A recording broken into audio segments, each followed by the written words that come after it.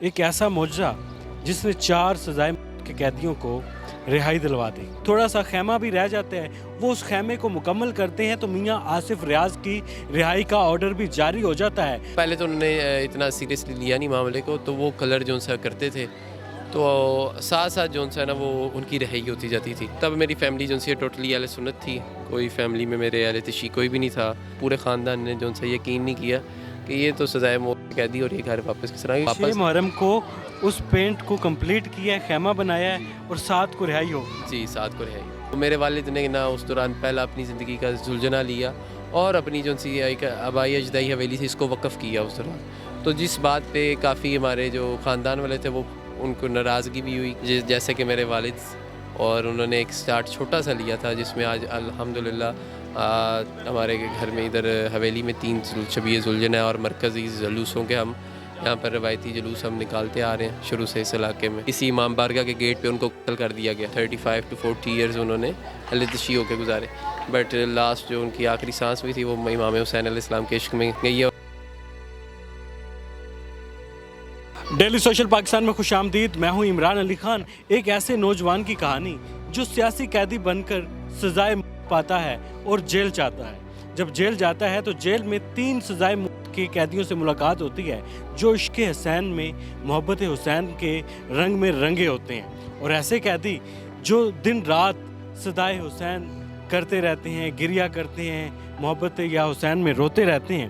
اور اس کے بعد جب میاں آصف ریاض کی ان سے ملاقات ہوتی ہے تو میاں آصف ریاض صاحب جو تھے وہ سنی تھے، ان کی ان سے دوستی ہو جاتی ہے، تو وہ درخواست کرتے ہیں کہ آپ کا تعلق ہے، آپ ہمیں رنگ اور برش منگوا کر دیں۔ وہ رنگ اور برش منگوا کر شبی یہ زلجھنا، خیمے اور کربلا کی یاد میں بہت ساری اور شبیاں جو ہوتی ہیں وہ تصویریں بنانا شروع کر دیتے ہیں۔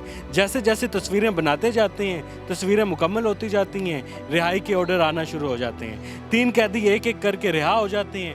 آخر میں میاں آصف ریاض بچ جاتے ہیں، تھوڑا سا خیمہ بھی رہ جاتا ہے، وہ اس خیمے کو مکمل کرتے ہیں تو میاں آصف ریاض کی رہائی کا آرڈر بھی جاری ہو جاتا ہے، اور لوگ اس کو عشق حسین سے جوڑتے ہیں اور کہتے ہیں کہ عشق حسین کا یہ معجزہ ہے۔ میرے ساتھ محسن علی موجود ہیں جو میاں آصف ریاض کے صاحبزادے ہیں، اور اس کے بعد ان کا جو پورا ایک خاندان ہے وہ عشق حسین میں اپنی زندگی کو وقف کر دیتا ہے۔ میاں آصف ریاض بھی آتے ہیں، زندگی کو بڑی آسائشوں میں گزار رہے ہوتے ہیں، لیکن اس کے بعد جب رہائی ہوتی ہے تو وہ عشق حسین میں اپنی زندگی کو وقف کر دیتے ہیں، نہ صرف خود کو بلکہ اپنی اولاد کو بھی وقف کر دیتے ہیں۔ السلام علیکم۔ وعلیکم السلام، کیسے ہیں آپ؟ خیریت سے؟ بالکل، میں بالکل ٹھیک ہوں۔ عشق حسین کا معجزہ، 3 شیعہ قیدی ہوتے ہیں، 1 سنی ہوتا ہے، آپس میں دوستی ہوتی ہے، تصویریں بنتی ہیں، معجزہ ہوتا ہے، 4 کی رہائی ہو جاتی ہے۔ جی ایسا ہی ہے بالکل۔ یہ 1970s کی بات ہے جب میرے والد صاحب کو تب سزائے موت کا جو سا ان کا ہوا تھا، کچھ پولیٹیکل ان کے جو ماموں تھے وہ میاں افتخار احمد تاری تھے، فورن منسٹر تھے اس دوران، تو کچھ سیاسی معاملات کی وجہ سے ان کو تب سزائے موت ہوئی تھی۔ کچھ ان کے اپنے گھر کے بھی تھے جن کو وہ فیس کر رہے تھے، تو اس بدلے میں ان کو سزائے موت ہوئے تھے۔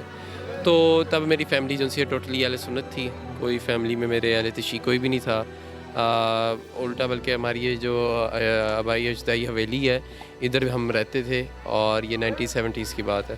اس کے بعد جب میرے والد جیل کے اندر تھے تو ہمارے جو ادھر 3 اور قیدی تھے جو نارووال سے جن کا تعلق تھا، اور وہ تینوں جن سے تھے ان کا ایک شبیہ علم برآمد ہوتا تھا، تینوں بھائی تھے، ان کا شبیہ علم برآمد ہوتا تھا نارووال کے اندر، اور جس کے وہاں پر کافی جھگڑے ہوئے تھے اس دوران۔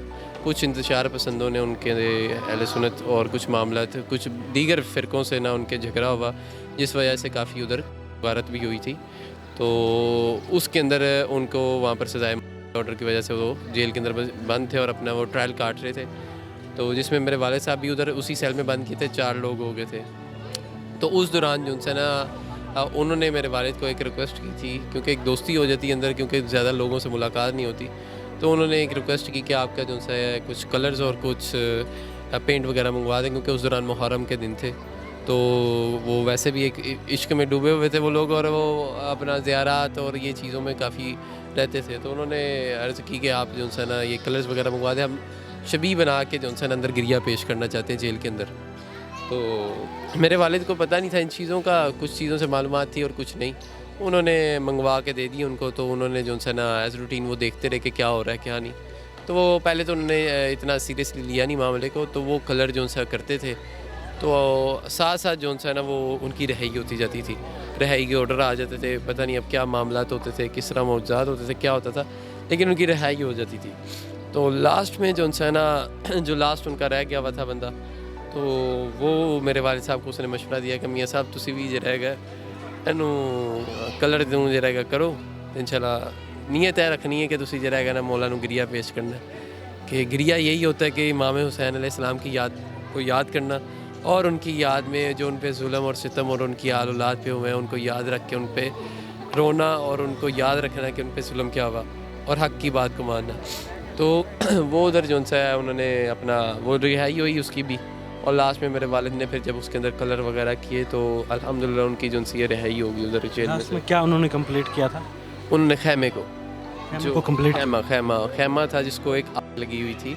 تو وہ کیونکہ اس دوران کربلا کے اندر جو ہے خیمے کو آگ لگائی گئی تھی بی بی کے، تو اس کی شبیہ بنائی تھی انہوں نے.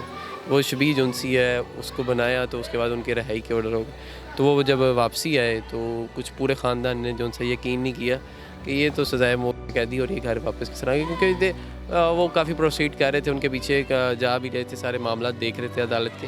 بٹ وہ کچھ زیادہ اسٹرانگ کیس تھا ان کے خلاف، تو اس وجہ سے یہ معاملہ چل رہے تھے.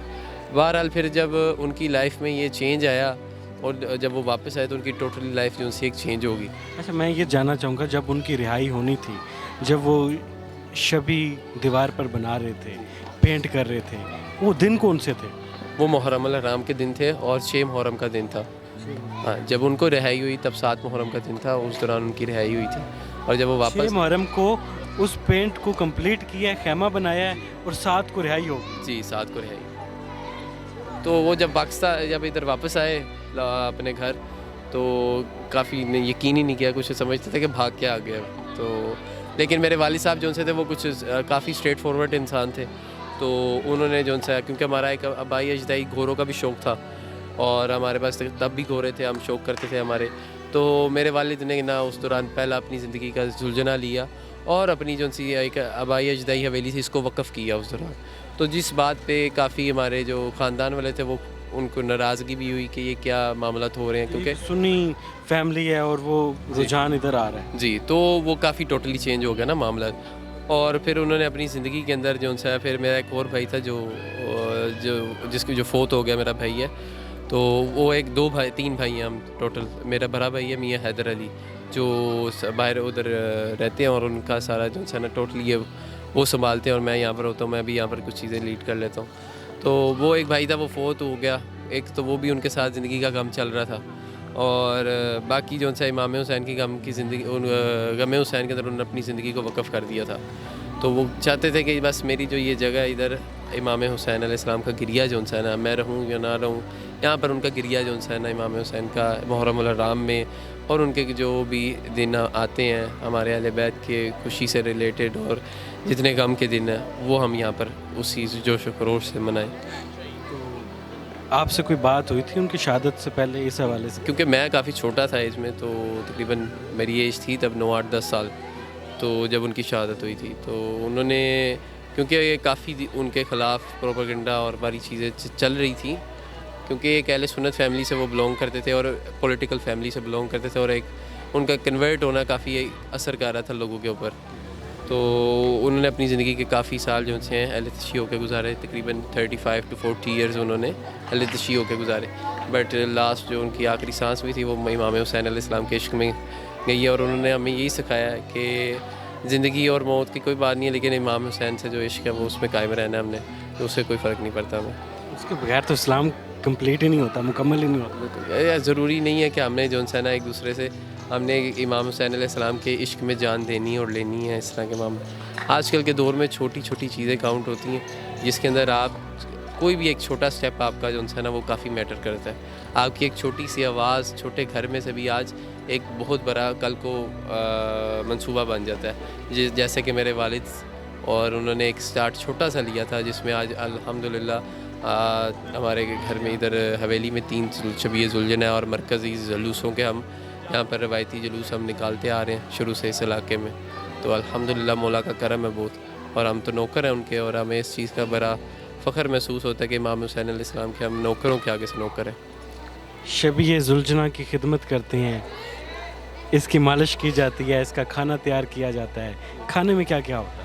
کھانے میں اس کی کچھ ڈفرینٹ چیزیں ہوتی ہیں, جس طرح زیادہ تر یہ جو ہمارا پاکستان کے 4 سیزن ہیں تو اس حساب سے ہم چلتے ہیں, کیونکہ ہم نے 4 سیزن میں گرمی زیادہ ہے, اگر سردی ہو تو سردی بہت زیادہ ہے, تو ان چیزوں کو مد نظر رکھ کے ہم نے چلانا ہوتا ہے.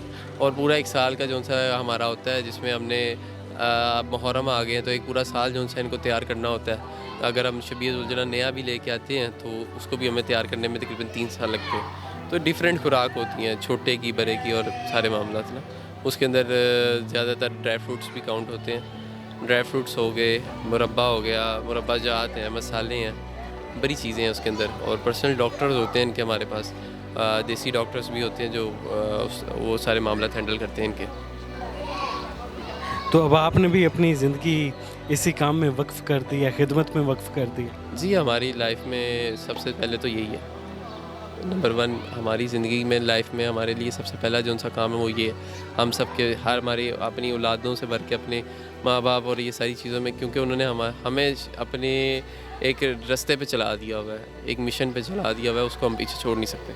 تو ہمارے بڑوں کی ایک قربانی ہے اس کے لیے, ان قربانیوں کو ہم ضائع نہیں کر سکتے. تو ہم نے اس چیز کو لے کے چلنا ہے. میرے بڑے بھائی میاں حیدر علی جو سے ہیں, میں ان کا شکر ادا کرتا ہوں کہ وہ میرے ساتھ ہیں, میرے ساتھ کھڑے ہوتے ہیں. اور انہوں نے اس ساری چیز کو میرے والد کے بعد, کیونکہ ایک بہت ہمارے لیے ٹف ٹائم تھا وہ, جب وہ یہاں سے دنیا سے ہمیں ایک دم چھوڑ کے گئے, اسی امام بارگاہ کے گیٹ پہ ان کو قتل کر دیا گیا. اور ان معاملات میں ان کو شکر ہے مولا کا کہ آج ہمیں ان کی جو قربانی ہے وہ ضائع نہیں گئی. جی, میاں محسن علی صاحب ہمارے ساتھ موجود تھے. اور عشق حسین ایک ایسا معجزہ جس نے 4 سزائے کے قیدیوں کو رہائی دلوا دی. وہ قیدی جو اپنی موت کے دن گن رہے تھے, جو انتظار کر رہے تھے ہر گزرتے دن کے ساتھ کہ شاید اب ہماری زندگی کے دن کم ہوتے جا رہے ہیں, لیکن عشق حسین, صدائے حسین اور ان کے عشق میں رونا, ان کو یاد کرنا ایک ایسا معجزہ جس نے ان کو رہائی دلوا دی. عشق حسین جو ہے وہ تقدیریں بدل دیتا ہے, آپ کی زندگی کا رخ موڑ دیتا ہے. آپ کی زندگی جو اندھیروں میں ڈوبی ہوتی ہے اس میں روشنی کا ایک اجالا بن جاتا ہے. تو میاں محسن صاحب نے اپنے والد کی کہانی سنائی کہ کس طریقے سے عشق حسین کے معجزے نے ان کو رہائی دلوائی. یہ ایک مثال ہے, اور ان کی کہانی جو تھی وہ بڑی دلچسپ ہے کہ کس طریقے سے محبت اور عشق نے ان کو رہائی دلوا دی. کمنٹ سیکشن میں آپ اپنی رائے کا اظہار بھی کیجیے گا. فی الحال اجازت دیں, اللہ حافظ.